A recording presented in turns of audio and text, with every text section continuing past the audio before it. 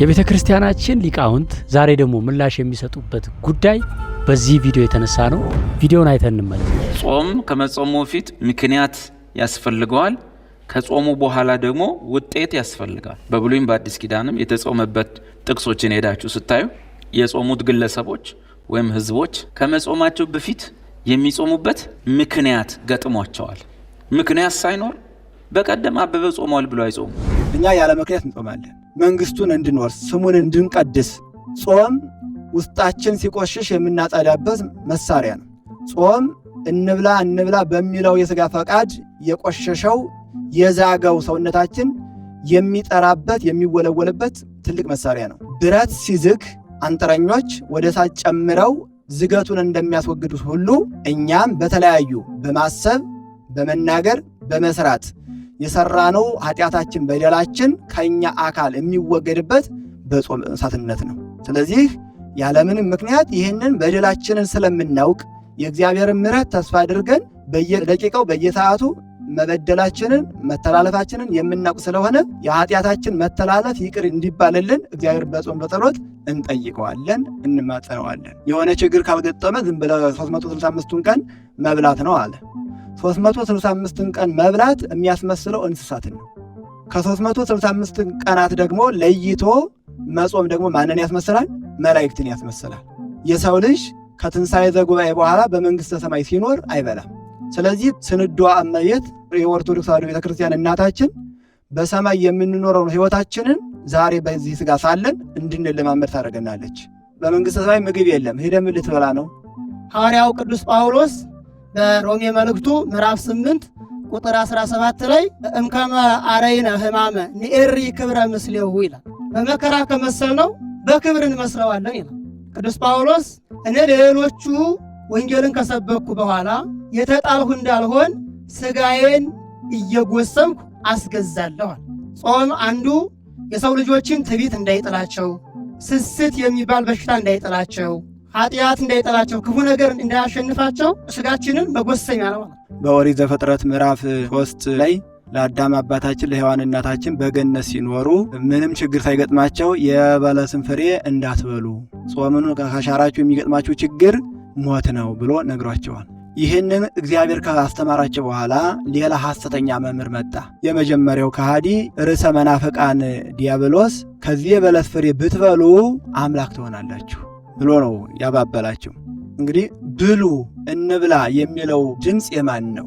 የእግዚአብሔር የአባታችን ድምፅ አትብሉ ነው። የዲያብሎስ ድምፅ ደግሞ ብሉ፣ ብትበሉ አምላክ ትሆናላችሁ ብሎ ሸነገላቸው። ስለዚህ ብላ እንብላ የሚለው ድምፅ የዲያብሎስ ነው። ቀዳማዊ አዳምን በገነት በመብል ድል እንደነሳው ዳግማዊ አዳም ክርስቶስ በገዳመ ቆሮንቶስ ተገይቶ ሲጾም በመጨረሻው ጊዜ የረሃብ ስሜት ያሳየው አዳምን በመብል ምክንያት ድል እንደነሳው እሱንም ድል እነሳዋለሁ ብሎ የማቴዎስ ወንጌል ምዕራፍ 4 ላይ አዳምን ብሉ ብሎ ጣለ። አሁን ደግሞ ዳግማዊ አዳም ክርስቶስ በዚያ የሚወድቅለት መስሎት ይህን ድንጋይ ዳቦ አድርግና እንብላ ነው ያለው። እንብላው መጽሐፍ የዲያብሎስና የግብር ልጆቹ ናቸው። ዲያብሎስ በባህሪው አይወልድም፣ በግብሩ ግን ይወልዳል። እነዚህን ወልዷል። በሰማይ ዳንስ የለም፣ ጭፈራ የለም። ምንድነው ያለው? ቅዱስ ቅዱስ ቅዱስ እግዚአብሔር ብሎ እግዚአብሔር ማመስገን ነው።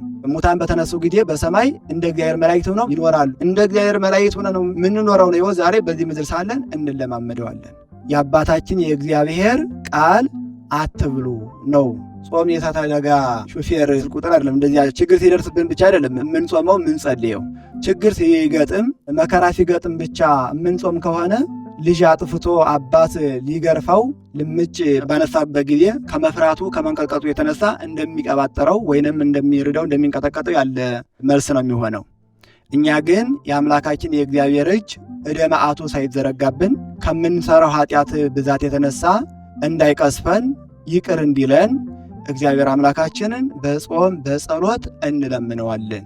የጾም ዋና ዓላማ የሥጋን ፍላጎት ለነፍስ ፈቃድ ማስገዛት ነው።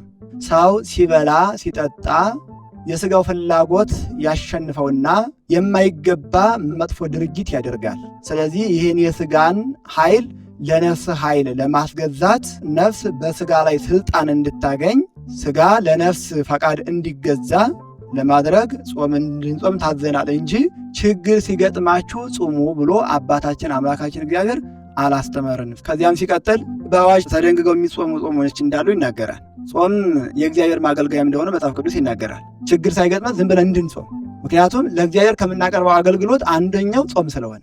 በሉቃስ ወንጌል ምዕራፍ 2 ላይ ስለ ነቢይት ሐና የተጻፈ ታሪክ አለ። 84 ዓመት ሙሉ በቤተ መቅደስ እግዚአብሔርን እያገለገለች የኖረች በመዓልትና በሌሊት ከቤተ መቅደስ አትወጣ በጾምና በጸሎት እግዚአብሔርን ታገለግል ነበር ይላል። ስለዚህ መጾም እግዚአብሔርን ማገልገል ነው። የሚጾም ሰው የእግዚአብሔር ተገዥ ነው።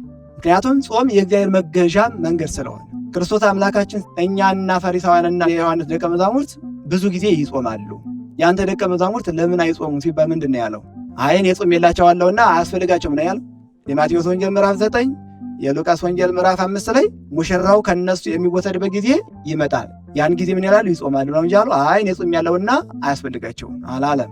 ስለዚህ ከሐዋርያት የተማርን ከክርስቶስ ያገኘነውን ጾም በዚህ መልኩ እናስቀጥላለን። የአዋጅ ጾም እንዳለ በትንቢተ ኤርምያስ ምዕራፍ 36 ላይ በጾም ቀን ይህን መጽሐፍ ለሕዝቡ አንብ ይላል። እንዲሁም ትንቢተ ዘካርያስ ምዕራፍ 8 ቁጥር 19 ላይ የአራተኛው ወር ጾም፣ የአምስተኛው ወር ጾም፣ የሰባተኛው ወር ጾም፣ የአስረኛው ወር ጾም ለቤተ ይሁዳ ወይንም ለእስራኤል ተድላና ደስታ ይሆናል። የቅዱስ ያሬድ ቃል እዚህ ጋር ይስማማል። ጾም ፍስሐ ለጠቢባን ወሐዘን ለአብዳን ይላል ሊቁ ቅዱስ ያሬድ።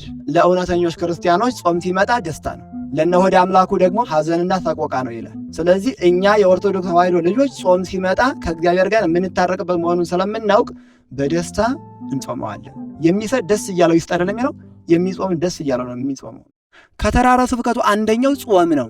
ስለዚህ ስትጾሙ እንዲህ አትሆኑ፣ ስትጾሙ እንዲህ ሆናችሁ ጾሙ ብሎ በዝርዝር ማቴዎስ 6 ላይ ስለተቀመጠ ምዕመናን ማንበብ እንችላለን። አላስፈላጊ ቢሆን ኖሮ ክርስቶስ ስትጾሙ እንዲህ አታድርጉ መችል ነበር። እንዴት መጾም እንዳለብን ስርዓቱን ነገረን እንጂ መከራ ብቻ ሲመጣ ጾሙ አላለን። ጾም እርኩስ መንፈስን ከሰዎች አካል ላይ የምናሳድድበት የምናቃጠልበት እሳት ነው ማለት ነው። ጾም የሌለው ህይወት ምንድነው ካልን የሰይጣን መስሪያ ቤት ነው ማለት ነው። ሰይጣን የሚያድረው የጾም ህይወት በሌለበት ስለሆነ፣ ጾም ደግሞ አጋንንት የሚያሳድር ከሆነ አንጾምም የሚል ሰዎች የእግዚአብሔር ቤተ መቅደስ ሳይሆኑ የአጋንንት መዋሻዎች ናቸው ማለት ነው። በአዲስ ኪዳን ስንመጣ ኢየሱስ 30 ዓመት ሙሉ ሲኖር ጾመ የሚል የለም። በ30ኛ ዓመት ከተጠመቀ በኋላ አገልግሎት ሊጀምር ሲል 40 ቀን ጾመ። ምክንያት አለው? አዎ። ለምን? አዲሱን ኪዳን ሊጀምር ነው። ውጤት ኢየሱስም መንፈስ ተመልቶ እግዚአብሔር ቀብቶኛል ብሎ በአደባባይ ተናገረ። የእንትናን ጾም ሊደግም አይደል፣ የራሱ ጾም። ክርስቶስ 40 የጾመው የራሱ ምክንያት ነበረው አለ እና ክርስቶስ እሱ የማይፈታው ችግር ኑሮት ሌላ ችግር ወደሚፈታ አካል ነው የጾመው ማለት ነው። እሺ ባይጾምስ ክርስቶስ ወንጌልን ማስተማር አይችልም ነበር? ዝም ብሎ ክርስቶስ ያለ ጾም ወንጌልን ዝም ብሎ ማስተማር መጠመቅ እንዲህ ተሰቅሎ ዓለምን ማዳን አይችልም ነበር ወይ? ለምንድን ነው የጾመው? መጾሙ ብቻ አይደለም የሚገርመው፣ የጾመባቸው ቀናት 40 ቀናት ለምን ሆኑ? በአጋጣሚ የሚባል በክርስቶስ ዘንድ የለም። ሁሉም ከመደረጉ ከመሆኑ አስቀድሞ የክርስቶስ የማዳን ስራው የቤዛነት ስራው በክርስቶስ ዘንድ አስቀድሞ የታወቀ ነው። ለምን ዝቅ ብሎ 39 አልሆኑም ቀናቱ? ከፍ ብሎ ደግሞ ለምን 41 42 ለምን አልሆኑም? አምላካችን ክርስቶስ እንደነገረን እኔ ሕግና ነቢያትን ለመፈጸም ነው የመጣሁት ብሎ ነቢያት 40 የጾሙትን እሱም የጾመበትን ቀናት የጾሙን ቀን 40 አደረገ ማለት። ስለዚህ ጾም ምንጊዜም ከምክንያት ጋር አይያያዝም። ውጤቱስ ምንድነው? በመንፈስ ተሞልቶ መጣ ሲል ነበር። ምን ማለት ነው? ተረድቶታል ወይ? ምንድነው በመንፈስ መሞላት ማለት? እንደኛ ነው ወይ? ክርስቶስ ያልነበረው ነገር አለ ወይ? መንፈስ ቅዱስ እኮ ለክርስቶስ እኮ የባሕርይ ሕይወቱ ነው። ስለዚህ ልክ ጻድቃን፣ ሰማዕታት፣ ሌሎች ቅዱሳን አበው ተጋድለው ጾመው ትሩፋን ሰርተው በመንፈስ ቅዱስ እንደሚሞሉት አድርጎ ነው ክርስቶስ ሲገልጽ የነበረው። ይህ የመጨረሻ ክደት ቃል ስጋን ሲዋሃድ ስጋ መንፈስ ቅዱስን የባሕርይ ሕይወቱ አድርጎታል። ስለዚህ አምላካችን ክርስቶስ ከጾመው ጾም ውጤትን አይጠብቅም። ውጤት አያስፈልገውም። ለምን ካልን የሚጎድልበት የሌለ የባሕርይ አምላክ ነው። ሁሉን ሰጭ ነው። የማያልቅበት ባለጸጋ ነው። ክርስቶስ ከዕለተ ጽንሰቱ ጀምሮ እስከ ዕለተ ዕርገቱ የሄደባቸው መንገዶች ሁሉ አንድ ክርስቲያን ከተወለደበት ጀምሮ እስከ ዕለተ ሞቱ ድረስ እንዴት መሄድ እንዳለበት ለሕፃናት አብነት ሆኗቸዋል። ለወጣቶች አብነት ሆኗቸዋል። ለሽማግሌዎች አብነት ሆኗቸዋል። ለእያንዳንዱ ሕይወታችን አብነት ሆኗል። ስለዚህ አብነት ለመሆን ጾምን ባርኮ ለመስጠት ጾማችንን ለመቀደስ ዋጋ እንዲኖረው ለማድረግ በጾም ክፉ ሐሳብ ሰይጣን ድል እንደሚነሳ ለማሳየት እንጂ ክርስቶስ ምክንያት ኖሮት የሆነ ነገር እንደፈለገ አድርጎ መግለጽ በጣም የተሳሳተ አስተሳሰብ ነው ማለት ነው። በአንደኛ ጴጥሮስ መልእክት ምዕራፍ 2 ክርስቶስ አምላካችን ፍለጋውን ትከተሉ ዘንድ ምሳሌ የሆናችሁ አብነቱን ሰጣችሁ። ይላል። የክርስቶስ ፍለጋ ምንድነው? ፈለጋው ምንድነው ከተባለ መጾም ነው፣ መጸለይ ነው፣ መስገድ ነው፣ ጠላትን መውደር ነው። እንድንከተል ይህን ሰጥቶናልና እሱ ኃጢአት አልሰራም ይላል። መጾሙ መጸለዩ ለስርየተ ኃጢአት ሳይሆን ለእኛ አብነት ለመሆን ነው። በጾሙ የከበርን በጾሙ የዳን እኛ ነን። ክርስቶስ ያደረጋቸው ድርጊቶች ሁሉ ለቤዛነትና ለአርአያነት ናቸው። ሲጾም በጾም የወደቀውን ሰው ክሶልናል። ሲጾም ደግሞ እናንተም ጹሙ ብሏል። ከመዝ ግበሩ አይደል ያላቸው ደቀ መዛሙርቱን በዮሐንስ ወንጌል ምዕራፍ 13 ላይ የደቀ መዛሙርቱን እግር ካጠበ በኋላ ምንድን ነው ያለው? እናንተም እንደዚሁ ምን በሉ ነው ያለው? አድርጉ። ጾሙ ምን እያለን ማለት ነው? እናንተም እንደዚሁ አድርጉ ጾሙ ማለት እኮ ነው እንጂ እግር አጥቦ እናንተም እንደዚህ አድርጉ ካለ 40 ቀን ጾሞ ከመዝ ግበሩ የማይል ይመስለዋል? አይደለም፣ አዞናል። ስለዚህ ክርስቶስ አምላካችን እንደሄደ ክርስቶስ አምላካችን በዚህ ዓለም ምድር ሲኖር ያደረገውን ሁሉ እኛ በእሱ አምነን ተጠምቀን የምንኖር ክርስቲያኖች አምላካችን መምህራችን ኢየሱስ ክርስቶስ ያስተማረንን እንከተላለን። ለምን? ደቀ መዛሙርትነት መገለጫው ይህ ስለሆነ። ሐዋርያቱ እንኳ ኢየሱስ እኮ የዛሬ ዓመት 40 ቀን ጾሟል ብለው እነሱ 40 ቀን ጾም ጸሎት አልያዙ። በሌላ ቦታ ሐዋርያት ሥራ ውስጥ ደግሞ ስታይ ሐዋርያት ሲጾሙ ታገኛቸው። ለምን ጾሙ? ወደ አሕዛብ አገር ሄዶ ወንጌል የሚሰብክ ሰውን መንፈስ ቅዱስ እንዲነግራቸው። ሁሉም ሲጾሙ ሲጸልዩ ሲያመልኩ መንፈስ ቅዱስ በርናባስና ሳውልን ለጠራዋቸው ሥራ ለዩልኝ አለ። በርናባስና ሳውል ላይ ጸልየው እጅ ጭነው አሰናበቷቸው። አለቀ። ከዛ በኋላ ሌሎች ሰዎች እያዩ አምና ለበርናባስና ለሳውል የተጾመው ጾም እያሉ የበርናባስ ጾም የሚል አልጾም። በሐዋርያት ሥራ ምዕራፍ 13 ቁጥር 2 ላይ ባነሳው ጌታን ሲያመልኩና ሲጾሙ መንፈስ ቅዱስ በርናባስንና ሳውልን ለጠራዋቸው ሥራ ለዩልኝ አላቸው ይላል። እዚህ ላይ ሁለት ነገሮችን ነው የሚያሳየን። አንደኛው ጾም በችግር ጊዜ ብቻ ሳይሆን በመከራ ጊዜ ብቻ ሳይሆን ከአምልኮ የማይለይ የአምልኮ ሕይወት መሆኑን ያሳየናል። ሁለተኛ ደግሞ እነዚህ ሲጾሙ የነበሩት ሰዎች ከላይ ቁጥር 1 ላይ በአንጾኪያ ባለችው ቤተ ክርስቲያን ብዙ መምህራንና ነቢያት ነበሩ ይልና የመምህራኑንና የነቢያትን ስም ከዘረዘረ በኋላ እነዚህ ናቸው ጌታን ሲያመልኩና ሲጾሙ የነበሩት ብሎ ይነግረናል። ስለዚህ የህብረት ጾም አለ ማለት ነው። ጾም ግለሰባዊ ብቻ አይደለም፣ የአዋጅ ጾም እንዳለም ይሄ ጥቅስ ያስረዳናል። ጾም፣ ጸሎት፣ ምጽዋት፣ ስግደት የሌሉበት አምልኮ አልጫ ነው፣ በእግዚአብሔር ዘንድ አይወደድም። ለእግዚአብሔር የምንገዛ መሆናችን የምናመልከው መሆናችን ፍቅራችን የምንገልጽበት በአምልኳችን ላይ ሕይወት ስንጨምርበት ነው። ሕይወት ደግሞ ጾምና ስግደት ምጽዋት ነው፣ ጸሎት ነው ማለት ነው። ሐዋርያት የጾሙትን እነማን አልጾሙትም ብሎ ተናግሯል።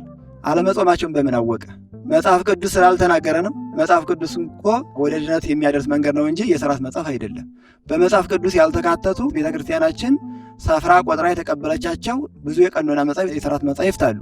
ስለዚህ ክርስቶስ አምላካችን የጾመውን ጾም ቅዱሳን አባቶቻችን ሐዋርያት እንደጾሙት፣ ሐዋርያት አባቶቻችን የጾሙትን ጾም ምዕመናን እንደጾሙትና እኛም እንደምንጾመው አባቶቻችን በሥርዓት መጻሕፍት ሰፍረው ቆጥረው 7 የሕግ አጽዋማት ብለው ሰጥተውናል። ስለዚህ መጽሐፍ ቅዱስ የድህነት መጽሐፍ እንጂ የሥርዓት መጽሐፍ አይደለም። በመጽሐፍ ቅዱስ እንድንጠመቅ ታዘናል። እንዴት መጠመቅ እንዳለብን፣ በየት መጠመቅ እንዳለብን፣ ማን ማጥመቅ እንዳለበት ዝርዝር ጉዳዩ አለ የለም። ብቻ ያመነ የተጠመቀ ይድናል የሚል እንጂ ማን ያጥመቅ፣ እንዴት ይጠመቅ፣ መቼ ይጠመቅ የሚለው ስርዓት የለም። ይህ ስርዓት በየት ተጠቃሏን ስንል ወይም ይገኛል ስንል በሥርዓት መጻሕፍት በግብፅ ሲኖዶስ፣ በዲድስቅልያ፣ በአብረቅሊስ እነዚህ መጻሕፍት እነዚህን ሁሉ አጽዋማት ይዘው እናገኛለን። ክርስቶስ አምላካችን ጾሞ ሐዋርያቱ አልጾሙትም ማለት ይሄ እንደው ከንቱ ነገር ነው። ነገሮችን ሁሉ ካደረገ በኋላ ምንድን ነው የሚለው? ተማሃሩ ምኔ ከኔ ተማሩ። ክርስቶስ አምላካችን የጾመው ለምንድን ነው? ለእኛ አብነት ለመሆን አይደለም?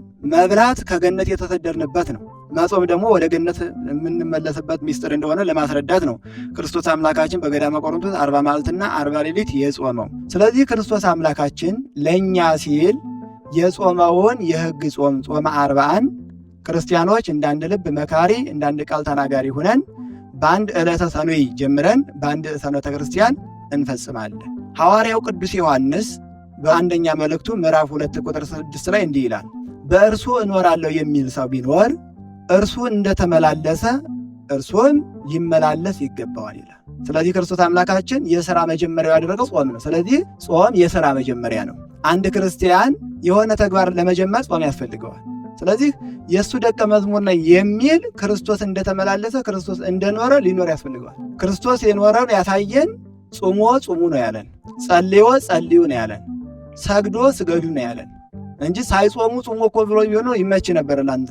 የክርስትና መጀመሪያችን እንዲያውም ጾም ነው። እኛ የኦርቶዶክስ ተዋሕዶ ልጆች ወንዶች በ40 ቀን ሴቶች በ80 ቀን ከተጠመቁ ጀምሮ ቅዱስ ሥጋውን ክቡር ደሙን እስከሚቀበሉ ድረስ የ40ና የ80 ቀን ሕፃን ያን ጊዜ ጾም የሚጀምሩት።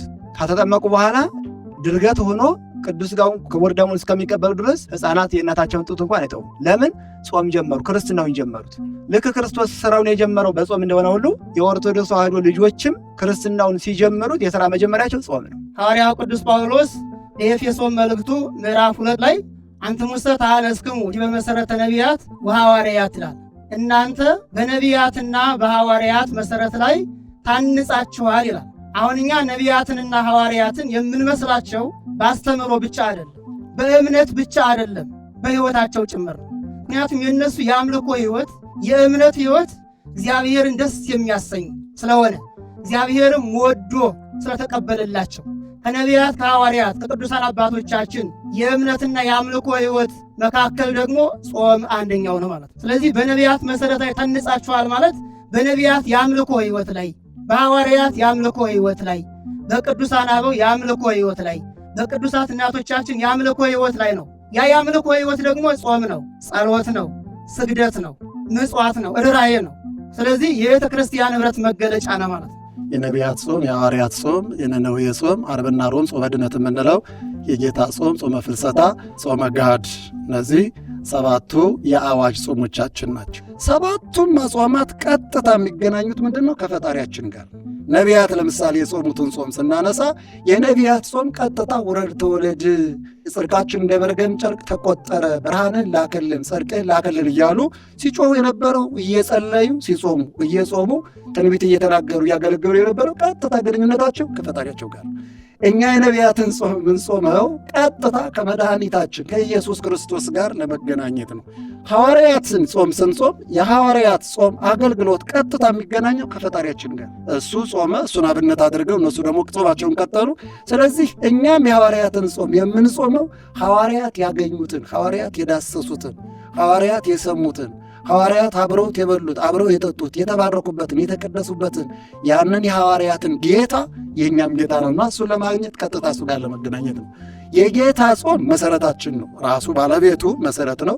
ያም ደግሞ በእሱ መሰረት ላይ ታንጸናልና ተሰርተናል። የማዕዘኑ ራስ ነውና ቤቱ የተሰራበት ነውና ራሳችን የቤተ ክርስቲያኗ ራስ ነውና እሱ የጾመውን ጾም አለመጾም እንዴት አይነት ጉዳት እንደሆነ ያሳዝናል። በሁለተኛ ቆሮንቶስ ምዕራፍ 6 ከቁጥር 4 እስከ 6 ድረስ ሐዋርያው ቅዱስ ጳውሎስ ወበኩሉ አርትዑ ርእሰክሙ ወኩኑ ላይካነ ለእግዚአብሔር፣ በሁሉ ራሳችሁን ለእግዚአብሔር አቅኑ ለእግዚአብሔርም አገልጋዮች ሁኑ ካለ በኋላ በምን አገልጋይ መሆን እንዳለብን ሲገልጽ የመጀመሪያው በብዙ ትዕግስት፣ በብዙ መጽናት፣ በመከራ፣ በመገረፍ፣ በድካም፣ በትጋት፣ በጾም ይልና ይቀጥልና በንጽህና እግዚአብሔርን በማወቅ በምክር፣ በመራራት፣ ግብዝነት በሌለበት ፍቅር፣ በዚህ ሁሉ ማንን አገልግሉ? እግዚአብሔርን አገልግሉ። ለእግዚአብሔር አገልጋዮች ሁኑ። እግዚአብሔርን ከምናገለግልባቸው ነገሮች አንዱ ምንድነው አለ ሐዋርያው ቅዱስ ጳውሎስ? ጾም ነው አለ። ከንጽህና ጋር እኩል አድርጎ ነው የገለጸ። ስለዚህ ጾም አገልግሎት ነው። ጾም የአምልኮ ሕይወት ነው። ጾም የክርስቶስን መከራውን የምንሳተፍበት ነው። ጾም የቤተ ክርስቲያን ኅብረት መገለጫ ነውና በዚህ መልኩ ነው ቤተ ክርስቲያናችን ስለ ጾም የምታስተምረው። ጾም ሐዋርያት እንደ ጾሙ እኮ ቅድም እንደተነገረው እስከ በዓለ ሃምሳ ድረስ በኤፌሶን እቆያለሁ ብሎ ሐዋርያው ጳውሎስ በአንደኛ ቆሮንቶስ መልእክቱ ምዕራፍ 16 ላይ ቁጥር 6 ላይ ተናግሯል። በዓለ ሃምሳ ከማን ቀጥሎ የሚመጣ ነው? ከአብይ ጾም ቀጥሎ የሚጾም ነው። ስለዚህ ክርስቶስ አምላካችን የጾመውን ጾም ቅዱሳን አባቶቻችን ሐዋርያት ጾመውታል። ጾም አጋንንትን የምናሳድድበት ትልቅ መሳሪያ ነው። የጾም ሕይወት የሌለው ግን የሰይጣንና አጋንንት ቤት መሆን ነውና፣ ስለዚህ እኛ በጾም አጋንንት ድል እንነሳለን። በጾም ከእግዚአብሔር ጋር እንገናኛለን። በጾም ከእግዚአብሔር ጋር እንነጋገርበታለን። አምላካችን ክርስቶስ በማቴዎስ ወንጌል ምዕራፍ 7 ላይ እንዳስተማረን ሰፊ በር አለ፣ ታላቅ መንገድ አለ፣ ወደዛ የሚሄዱ ብዙዎች ናቸው፣ መጨረሻው ግን ጥፋትና ሞት ነው ብሏል። እንደገና ደግሞ ጠባብ በር አለች፣ ቀጭን መንገድ አለች፣ ወደ እሷ የሚገቡ ጥቂቶች ናቸው፣ ፍጻሜዋ ግን የዘላለም ሕይወት ነው እና ጾም ጠባብ መንገድ ናት። ሆዴ ይሞላ ደረቴ ይቅላ ለሚል ሰው አትመችም። ሁለተኛው አምላካችን ክርስቶስ በማቴዎስ ወንጌል ምዕራፍ 17 ቁጥር 21 ላይ ወዝንቱ ዘመድ እየወጽእ ዘንበለ ጾም ወጸሎት፣ እንዲህ ያለው ጋኔን እንዲህ ያለው ርኩስ መንፈስ ያለ ጾምና ያለ ጸሎት አይወጣላችሁም ብሎ አምላካችን ክርስቶስ ጾምን ቀጥታ ከእምነት ጋር ነው ያገናኘው። ሐዋርያት ደቀ መዛሙርቱ ርኩስ መንፈስ ያደረበት ሰው አግኝተው እና ለማውጣት ሲሞክሩ እምቢ አላቸው። ከዚህ በኋላ ወደ ጌታ መጡትና አምላካችን ክርስቶስ በቃሉ ተነግሮ ርኩስ መንፈሱን አስወጣው ከሰውየው ላይ። ሐዋርያት ገረማቸውና በይነምንት ስእና ውጽወቶ፣ ጌታ ሆይ ስለምንድን ነው እኛ ማውጣት ያልቻልነው ብለው ጠየቁት። አንዱ ስለ ሃይማኖታችሁ ድክመት ነው፣ ስለ እምነታችሁ ድክመት ነው። ፍጹም የሆነ እምነት ቢኖራችሁ ተራራውን እንኳን ታፈልሳላችሁ ብሎ ነገራቸው። ከዛ ቀጥሎ ግን እንዲህ ያለው ርኩስ መንፈስ ግን እምነታችሁ እንኳን ፍጹም ቢሆን አታወጡትም። እንዲህ ያለው አብሮ አደግ ርኩስ መንፈስ ምን ያስፈልገዋል? ጾምና ጸሎት ያስፈልገዋል። ስለዚህ በጸበል ብቻ የማይወጣ ርኩስ መንፈስ አለ። በእምነት ብቻ በመስቀል ብቻ የማይወጣ ርኩስ መንፈስ አለ። በሰዎች ሕይወት ያለ አሁን ለምሳሌ ስስት አለ፣ ትዕቢት አለ፣ ሐሰት አለ። እነዚህ ሁሉ የሰይጣን ግብሮች ናቸው። እነዚህ አብሮ አደጎች የሆኑበት ሰው እነዚህን ሊያስወጣቸው ሊያረቃቸው የሚችለው በጾምና በጸሎት። ሌላው ጌታ ስለ ጾመልን አንጾምም ነው የሚሉት።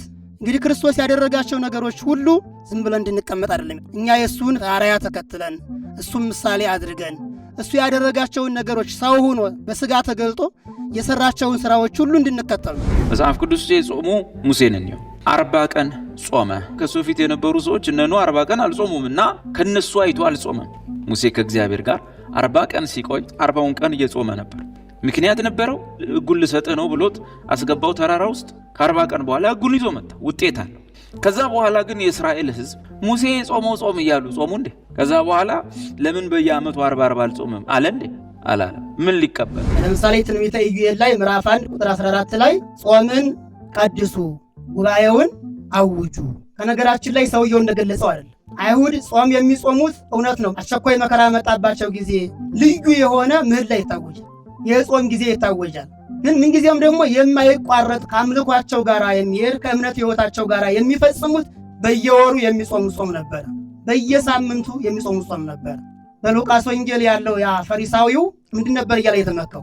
እንደነዚህ ቀራጮች፣ እንደ ወንበዴዎች፣ እንደ ዝሙተኞች አያደረከኝ አመሰግናለሁ ካለ በኋላ እኔ ከሳምንት 2 ቀን እጾምልሃለሁ ነበር እኮ ያለው። የታወቀ የተገለጸ በየሳምንቱ ራሱ 2 ቀን እንደሚጾሙ ከአምልኳቸው ጋር የማይለይ ከእምነት ሕይወታቸው ጋር የማይለይ በየሳምንቱ እንኳን የሚጾሙ ጾም እንደነበረ የሚያሳይ። ይህንን ለምን ረሳው? እሱ ጾምን ከመከራ ጋር ብቻ አጣበቀው። ወስዶ ጾምን አውጁ ነው እኮ። ጾምን ቀድሱ፣ ጉባኤውን አውጁ። የሚታወጅ አለ፣ የሕዝብ ጾም አለ፣ የህብረት ጾም አለ። እግዚአብሔር እየተመለከ እግዚአብሔር እየተመሰገነ የሚጾም የጾም ቀን አለ። ሐዋርያው ቅዱስ ጳውሎስ በሐዋርያ ሥራ ምዕራፍ 27 ቁጥር 9 ላይ የጾም ወራት አሁን አልፎ ነበርና ይላል። የአይሁድን ጾም እየገለጸ ያለው የጾም ወራት አሁን ካለፈ በኋላ እኔ በዚያ እንዲህ ያደረኩ በዚያ ነበርን እያለ ይገልጻል። ስለዚህ ምንጊዜም ከአይሁድ ማህበረሰብ ቅድም እሱ አስመስሎ ስለገለጸው ነው። በአይሁድ ጾመ አስቴር የሚባል አለ፣ ጾመ የወዲት የሚባል አለ። ምንጊዜም የሚጾሙት ከእነሱ ቀድመው የነበሩ እናቶቻቸው ጾመው እግዚአብሔርን ለምነው ጉዳያቸው ተፈጽሞላቸው በጊዜው አልፎ ከዚያ በኋላ ግን ልጆቻቸው እነሱን አብነት አድርገው ምንጊዜም የሚጾማቸው ጾመ አስቴርና ጾመ የወዲት የሚባል ነበር። ይህ የአይሁድን ባህል ማወቅ ያስፈልጋል። ስለዚህ አይሁድ ቋሚ የሆነ የጾም ሕግ አላቸው። ቋሚ የሆነ የሚጾሙበት ወርና ቀን አላቸው።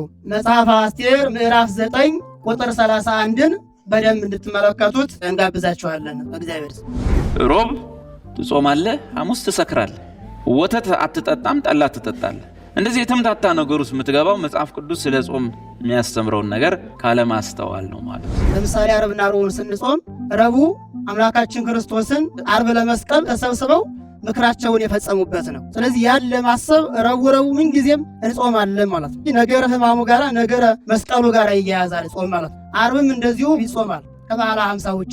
ዓርብን ስንጾም ዓርብ ላይ የተከፈለልንን የቤዛነት ሥራ ማሰባችን ነው። የአምላካችን የክርስቶስን መከራው ማሰባችን ነው። ሞቱን ስቅለቱን ማሰባችን ነው ማለት ነው። ኢየሱስ ጾመ ተብሎ አይጾም። አንተ ደግሞ የምትጾምበት የራስ ምክንያት ያስፈልጋል። የሆነ ዝም ብሎ ታውጇል። የሆነ ወር ላይ ጾም ይጀምራል። ቅበላና ፍሰካ አለው። የደነስክ የሰከርክ ትቀበላለህ። በማግስቱ ትጾማለህ። ልክ ስታርክ ፍሰካ አለ። ሰው ሲጾም ንስሐ ገብቶ ከቤተ ክርስቲያኒቱ አስተምሮ ወጥተው በቅበላውና በመጨረሻው ጾም ከማይገባ ቦታ የሚያመሹ ካሉ ስህተት ነው፣ ከሕግ መተላለፍ ነው። የቤተ ክርስቲያናችን አስተምህሮ ግን ሮብ ስትጾም ውለህ ሐሙስ ስከር የሚል የለንም። ዓርብ ዕለተ ስቅለቱን ስታስብ ውለህ ቅዳሜ ጨፍር የሚል የለንም። ይህ ጠላት የዘራው እንክርዳድ ነው። ቤተ ክርስቲያናችን አስተምሮ ቅበላ ማለት የእንስሳት ተዋጽኦን የምንበላበት ስለሆነ አይደለም። ቅበላ ማለት ጾሙን እንዴት እንጹመው ብለን ከሥራ ባልደረቦቻችን፣ ከጎረቤቶቻችን፣ ከእህት ወንድሞቻችን የተጣላ ነው ካለ ቂማችን ትተን የበደልነውን ክሰን የቀማነውን መልሰን ከነፍስ አባታችን ጋር ተገናኝተን የሰራነውን ኃጢአታችን በዝርዝር ተናግረን ሕሊናችንን አንጽተን እግዚአብሔር የሚወደውን ጾም እግዚአብሔር እንደሚወደው አድርገን የምንቀበልበት ጊዜ እንጂ ጭፈራ ቤት ገብተን የምንጨፍርበት፣ መጠጥ ቤት ገብተን የምንሰክርበት አይደለም። ስንጨርስ ደግሞ እኛ ፋሲካችን የምንጨርሰው ፋሲካችን ክርስቶስ ነው። ለነፍሰ ክርስቶስ ፋሲካን አይደለ? ክርስቶስ ፋሲካችን ታርዶልና ፋሲካችንን ትንሣኤውን ስናከብር በቅዱስ ቁርባን ነው፣ በቅዱስ ሥጋውና በክቡር ደሙ ነው። ፋሲካችን ማነው? ክርስቶስ ስለሆነ። ከዚህ አልፈው ተርፈው ግን የሚሄዱ ካለ አዋጅ አፍራሽ ሕግ የጣሰ ነው። ለንስሐ ሞት እግዚአብሔር ያብቃቸው። ቤተ ክርስቲያናችን ፍትሐ ነገሥት የሚባለው መጽሐፍ ጾምን ሲተረጉመው ጾምሰ ጸባይተ ሥጋ ውእቱ በከመ ምጽዋት ጸባይተ ንዋይ፣ ምጽዋት የገንዘብ መሥዋዕት እንደሆነ ሁሉ ጾም ደግሞ የሥጋ መሥዋዕት ነው ይላል። ፈቃዳችንን፣ የምንወደውን ነገር፣ የምናፈቅረውን ነገር፣ የምንሻውን ነገር ለእግዚአብሔር ብሎ መተው በእግዚአብሔር ዘንድ ትልቅ ዋጋ አለው። ይህ የፍቅር መሥዋዕት ስለሆነ ማለት ነው። የነቢያትን ጾም ስንጾም መሰረታችን ነው። የሐዋርያትን ጾም ስንጾም መሸጋገሪያ ድልድያችን ነው። የጌታን ጾም ስንጾም ደግሞ መጨረሻችን ነው እና መነሻ ያለን መገስገሻ ያለን መድረሻ ያለን የተረጋገጠ ሕይወት ያለን እኛ በመሆናችን የነቢያትንም እንጾማለን፣ የሐዋርያትንም እንጾማለን፣ የጌታንም እንጾማለን። ቅዱሳን አባቶቻችን ሰባቱ አጽዋማትን መነሻ አደረጉት ወይ ደግሞ ደረጃ ወጡበት እንጂ የጾም እኮ ጣራው እኮ እስከ ዕድሜ ልክ እህል ማቆም ነው። እድሜ ልካቸውን አባቶቻችን እህል ላለመብላት ቅዱሳን እና አባታችንና አቡነ ተክለ ሃይማኖት እና አቡነ ገብረ መንፈስ ቅዱስ እኮ 562 ዘመን በዚህ ምድር ኖረ ሲል እኮ የእናቱን ጡት እንኳን አልጠባም ነው የሚለው። ስለዚህ እንደ አባቶቻችን ለማዕከላዊውም ለወጣኒውም ለፍጹሙ ሰባት አጽዋማት የሕግ ጾም ብለው እነዚህን ሰሩልን እንጂ የጾም መድረሻው እድሜ ልክ እህል ማቆም ነው። እንደው ክደት ይዞ ለመነሳትም እውቀት ይፈልጋል። አባታችን ቅዱስ ያሬድ ስለ ጾም ምን እንዳለ በዜማው ሊቀ አእላፍ የኔታ ልሳነ ወርቅ መንግስቱ ይነግሩናል። ሃሌሉያ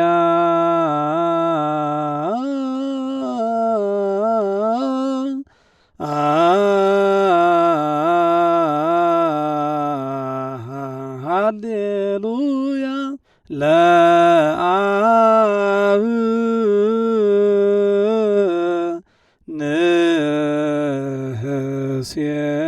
ንሴብእ ሃሌሉያ ለወልድን ሃሌሉያ